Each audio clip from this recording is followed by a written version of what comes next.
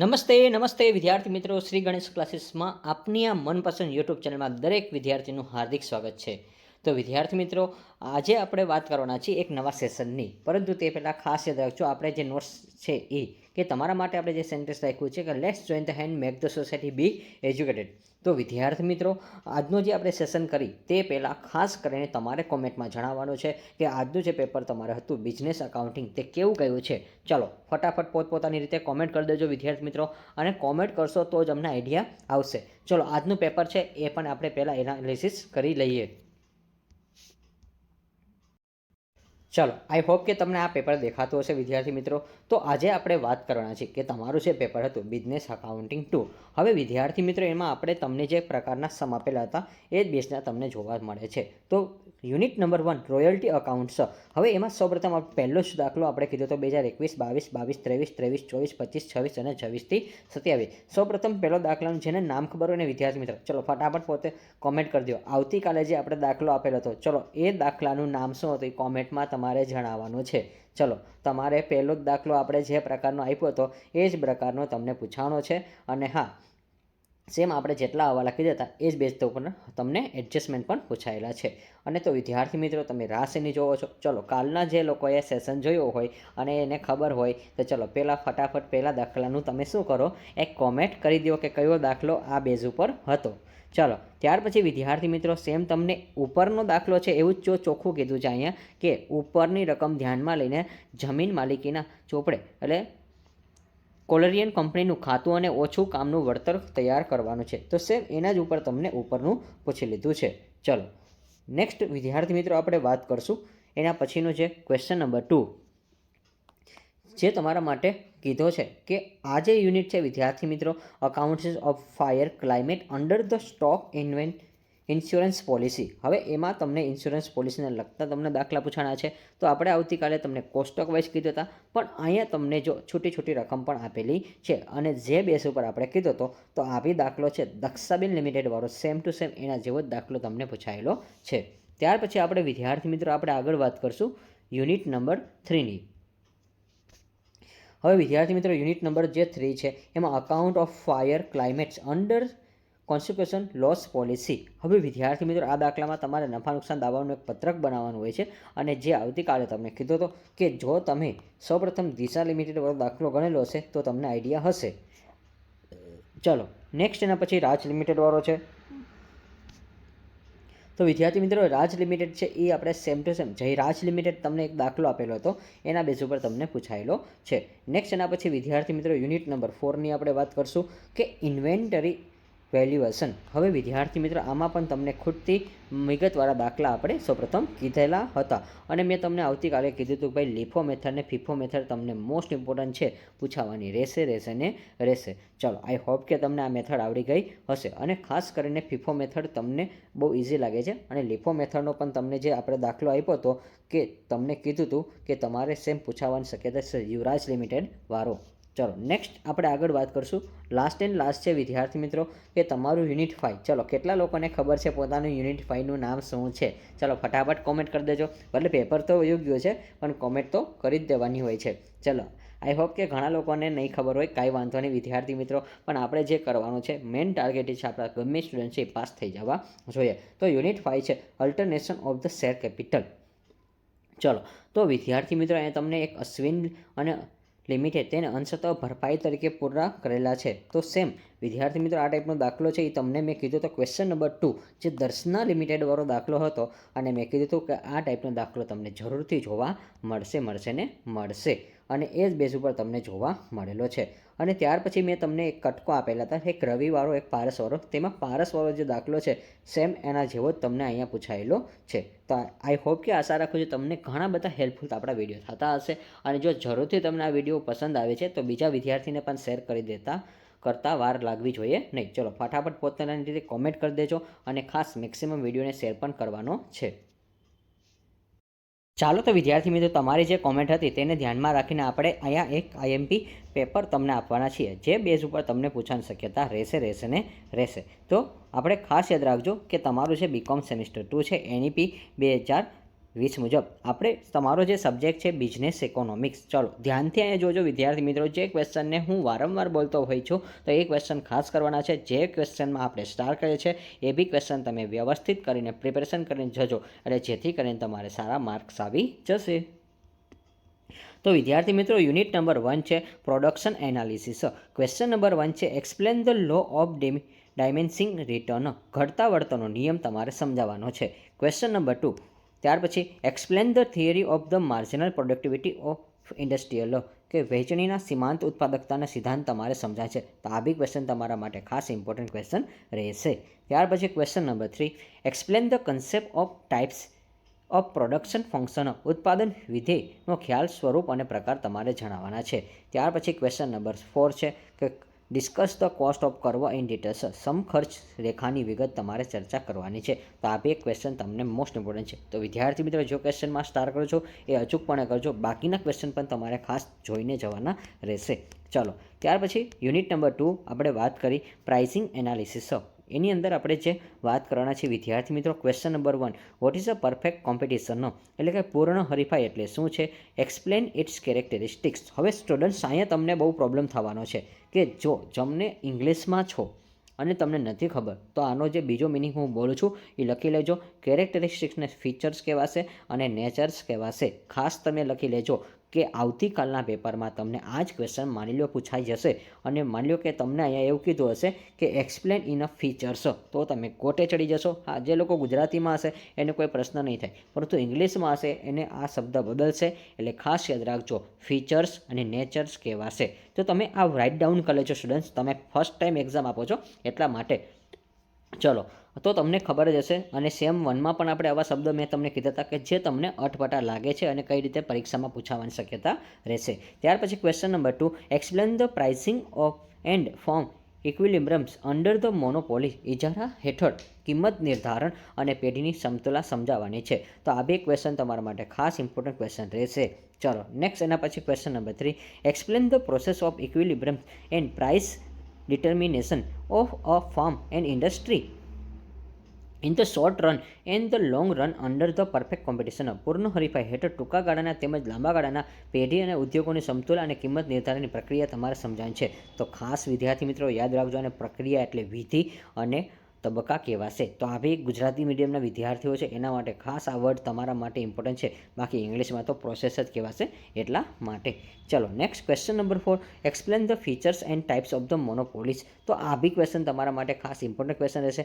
આ ક્વેશ્ચન આવતીકાલના પેપરમાં તમને જરૂરથી જોવા પણ મળી શકે છે, એટલા માટે ખાસ કરજો. અને મેં હમણાં તમને કીધું હતું ભાઈ, ફીચર્સ એટલે કેરેક્ટરિસ્ટિક થશે, ખાસ યાદ રાખજો, અને નેચર્સ એટલે એ પણ કેરેક્ટરિસ્ટિક્સ જ થવાના છે. ચાલો, આઈ હોપ કે તમને આશા રાખું છું કે આ વિડીયો ગમ્યો હશે.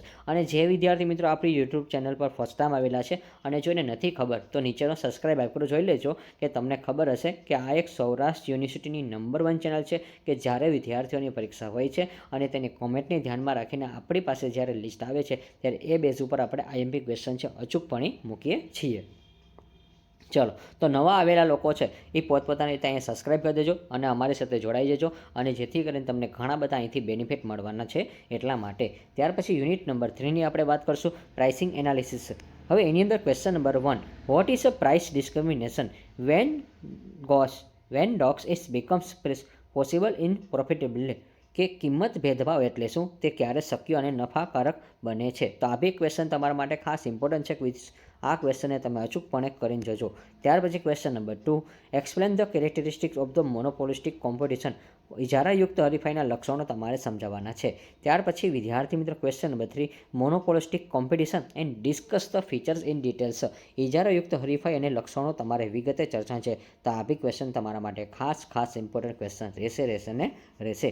ત્યાર પછી question number 4, average income and marginal income in least competition unused production power state the vice.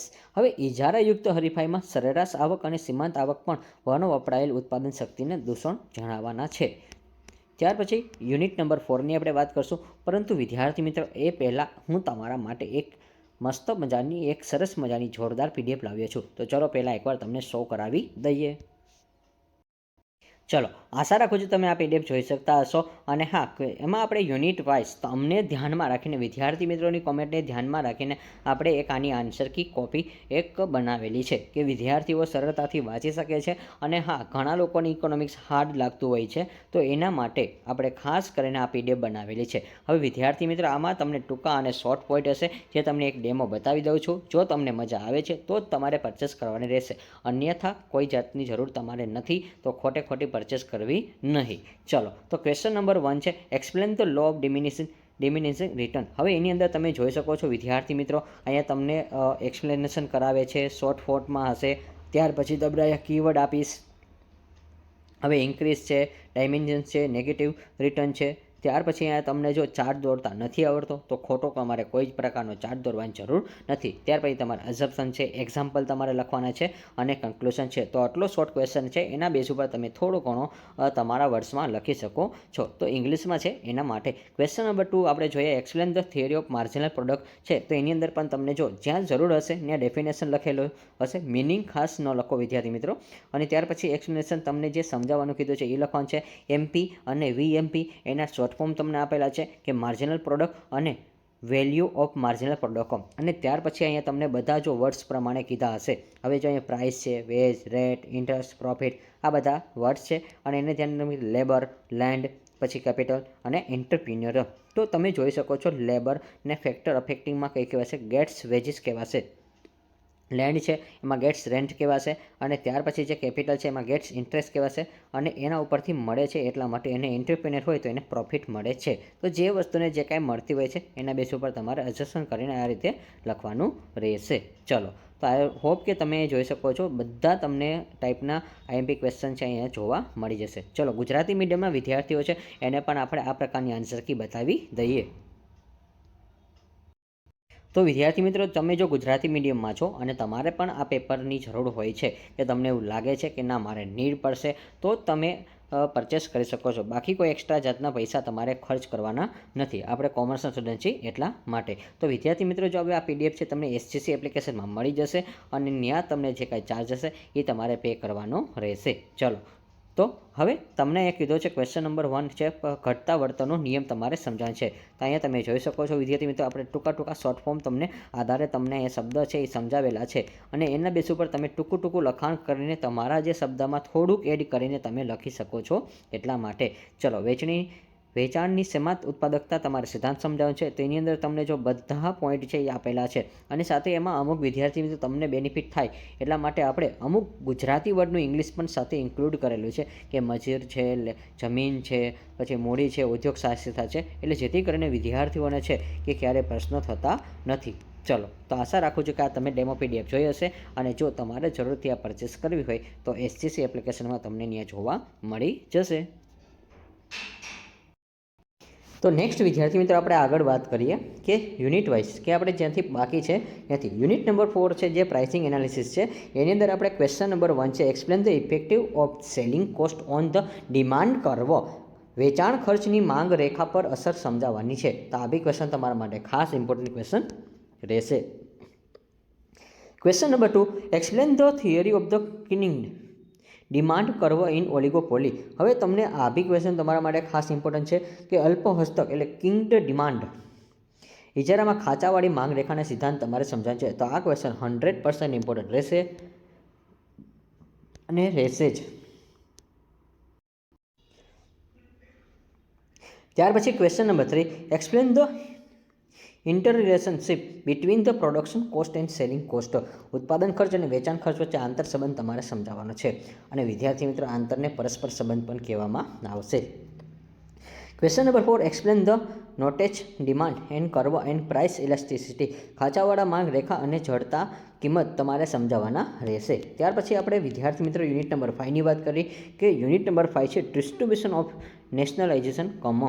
હવે તમને એની અંદર પહેલું જે કીધું છે question number 1, discuss the modern theory of rent ડિગ્નિકેશન, રેન્ટ એન્ડ ડિટેલ્સ, ભાડાનું આધુનિક સિદ્ધાંત, તમારે આભાસી ભાડું પણ તમારે ચર્ચા કરવાની છે. તો આ ક્વેશ્ચન તમારા માટે ખૂબ ઇમ્પોર્ટન્ટ ક્વેશ્ચન રહેશે. ત્યાર પછી unit number 2, state the factor affecting real veggies, કે વાસ્તવિક વેતનને અસર કરતા પરિબળો જણાવવાના છે. અને ત્યાર પછી question number 3, discuss the monetary veggies and real veggies in details, નાણાકીય વેતન અને વાસ્તવિક વેતનને તમારે વિગતે ચર્ચાવવાના છે.